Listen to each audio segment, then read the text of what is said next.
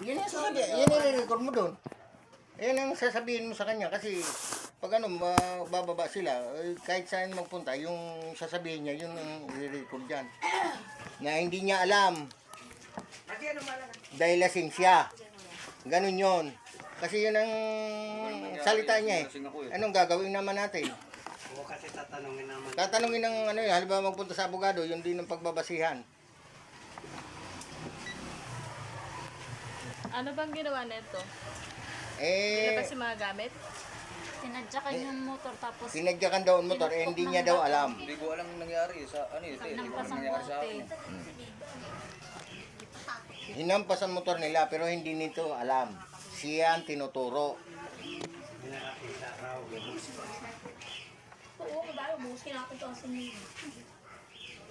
Ang dami na ubos namin dyan eh. Kaya nga, wag Hindi ko alam nangyari nun. Kaya ganyan, huwag ka na uminom kasi Hindi mapahamak mo yan. na ng alak. mapapahamak. Hindi mo alam, Kailangan napapahamak ka na pala. sumakitan niyang patuloy. naalala mo pa kung saan ka, nung lasing na lasing ka, saan ka nagpunta? Dumiretso na ako sa ano, sa may bahay. Pag ano, punta mo sa akin, ayun, may na ano, bumalitaan na ganun. Kasi lumabas ako noon, ikaw daw ang nakita ni Bibang. Hindi ko na alam nangyari nun. Tuloy kasi lasing na lasing talaga ako eh. Kasi ikaw ang pinagbibintangan na nagsipa ng motor nila at bumasag. Hindi niya alam kung sino. Ito nga. Ayun, hindi na yan. Eh, mahirap yan. Pag sila nagreklamo, maglalabang kayo niya sa abogado. Sige. Wala na. Ayun lang, dituloy ba yung ano yun? Yun lang yung panukala mo. Pag ano ko, hindi ko alam talaga nangyari talaga. Ayun o.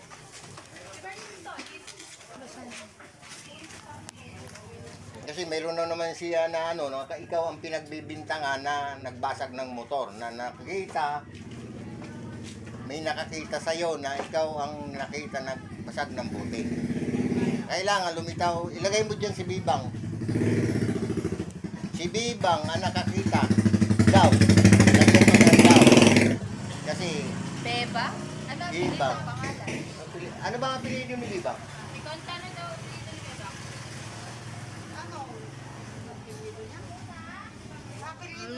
Ano ko na lang, may nakakita raw. May nakakita raw. May raw ha. Si Bibang. Wow, nakita ni Bebang. Sabi. Ayun o, kausap.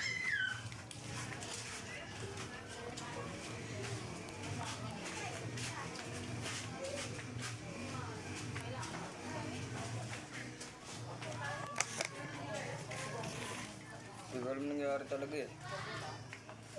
Wala, pero pag pinatawag ka sa barangay o kahit saan sa pulis, hindi mo pwede talikuran yan. Kailangan haharap ka.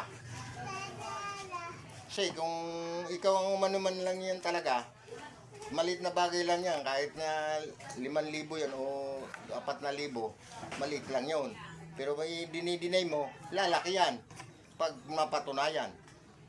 Eh kung hindi naman mapatunayan, dismiss. Ganun ang labanan sa kaso.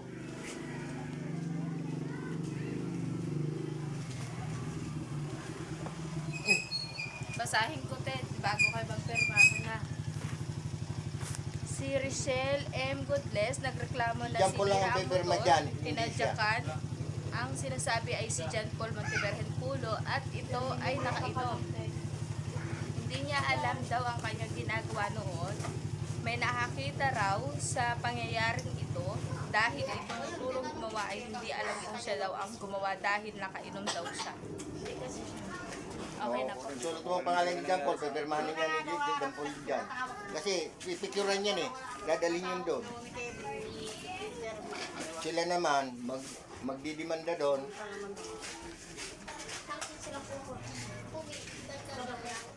Kasi tinawagan nga ako ng PNP. Meron pa nga daw binasa. Anong... Lagyan ko na. Hindi pwede siya pumirma dyan. Meron na kasi ako. Mayroon na pinirmahan niya. Oo, ni Bebang. Kasi ayaw dito nila. Jampo lang, si Jampo lang. Kasi salaysay lang niya yan. Ang salaysay niya nandun sa kabila. Eh kayo, mag-ayos-ayos kayo pag nakainom, ha? Okay na yun. Ayan. Dapat pipirmahin siya pa. Hindi, mayroon na pinirmahan siya dyan. Sa isang landbook. Kasi ito, sa kanya. Yung isa, sa kanya. Hindi, ba't ibang salaysay yung nakalagay? Saan?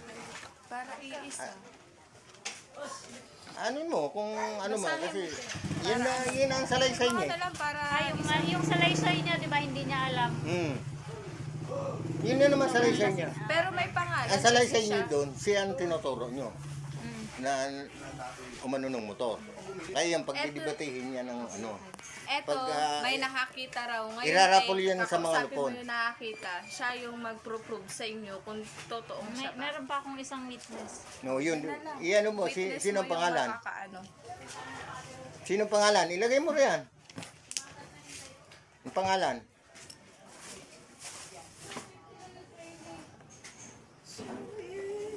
Kailangan pag pinatawag yun, harap kayo doon. Kasama ang witness. Yun. Dali, palagyan ko na.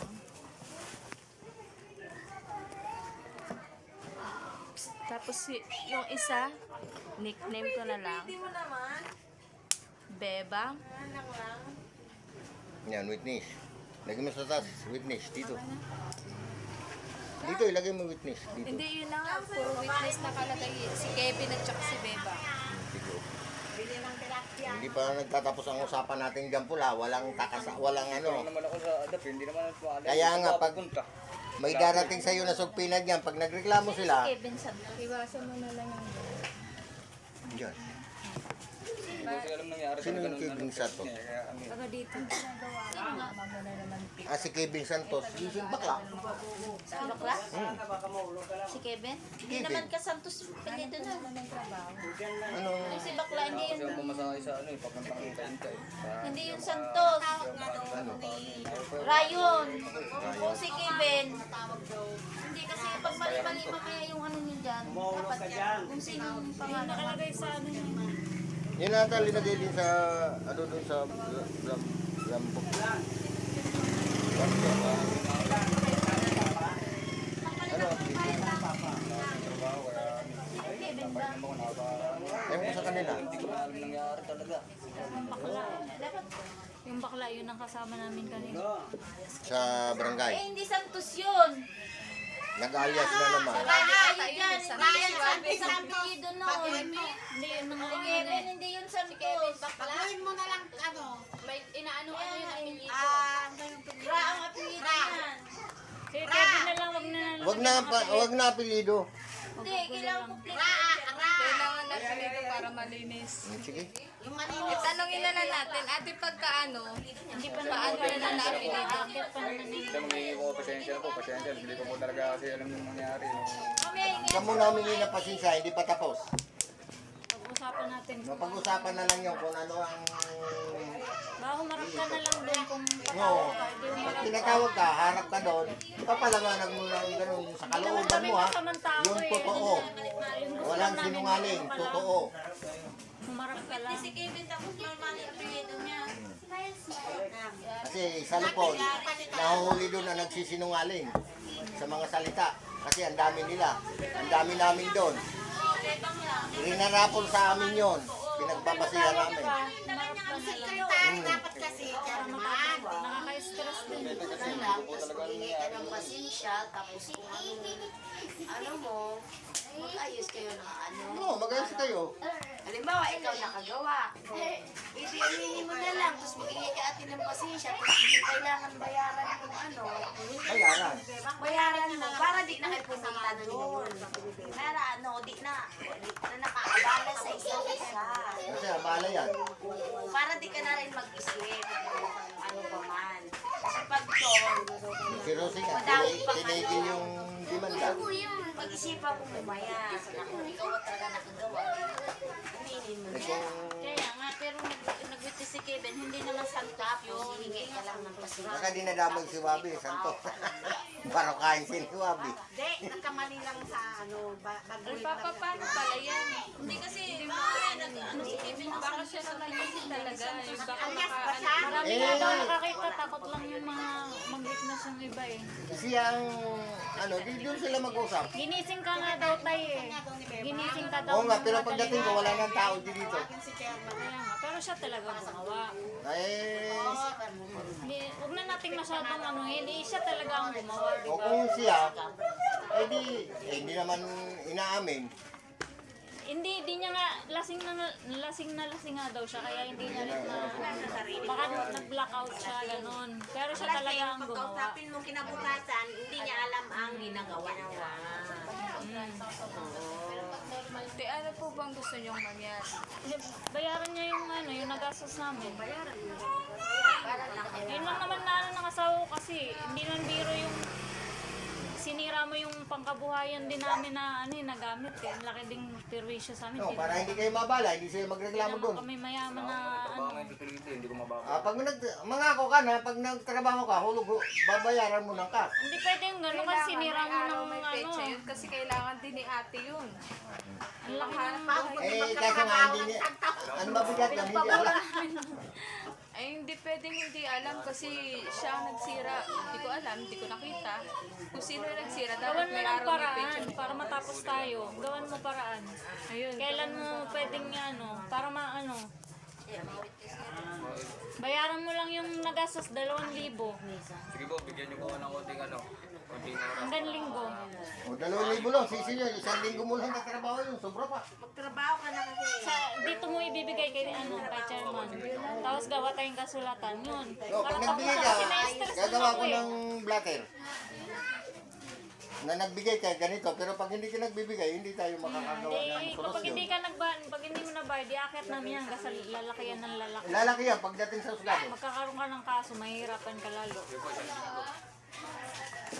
No, sikapan mo, 2,000 lang hinihingi sa'yo. Kasi hindi mo alam, magbabayad ka rin ng dinidinay mo. Ay, Malaki bahala kayo nagastos namin, pag-uusap pero niyo. siyempre, hindi naman kami ganun kasama. Naiintindihan ko rin naman yung sitwasyon. Kasi ayaw ko yun na patago-tago, kaya iwasan nyo pag mga lasing kayo, matulog na lang. At maging aral sa iyan.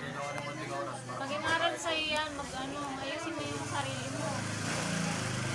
Sige, sabihin mo lang sa mister mo na nag-blatter siya, pero pag ano, pagkata bibigay siya daw ng 2,000. Ang Ano, galing lalagay ko 2 linggo galing pagitan.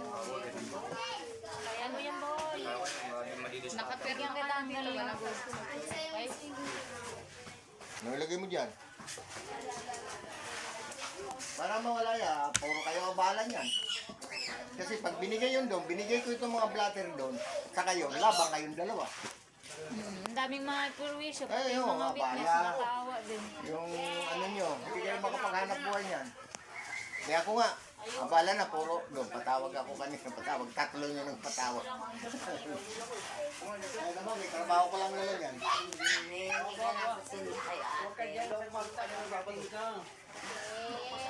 Uy!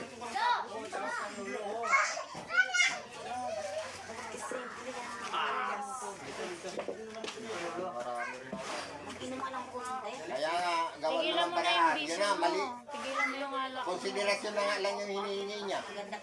Konsiderasyon na lang yan. Malinis. Dapat yan, kung sa iba-iba yan, baka maglaro yun sa 5,000. Eto, te. Sa pag-usapan na bayaran na lang ang nagawa na abala sa nagreklamo in 2 weeks. Hindi, hanggang linggo. Hanggang linggo. Hanggang linggo, bigyan kita hanggang linggo. Anong petsa sa linggo? Uno, tama uno. 28, December 1? December. December 1. Hanggang linggo, mga anong oras? O, Sabado ng gabi. Siguro. Hindi, umaga po, umaga. Nang linggo. Umaga ng linggo. Dito ibibigay mo na kay chairman. Tapos sa kanya ko na maggawa na tayo ng kasulatan na okay na. Ayan, diyan po lang. Nag-usap na kayong dalawa, kailangan susundin. Yung pinag-usapan, sinusunod. Huwag mo nang ulitin yun. Siya na po talaga din. Lahat ng motor dito, walang makikialam. Lasing po talaga ako nun eh. Huwag ka na kasi maglasing. Lasing ka, sa mantep, punta ka sa kaldero. Kumain ka ng kumain. Ang mabait ng mga tao na yan eh.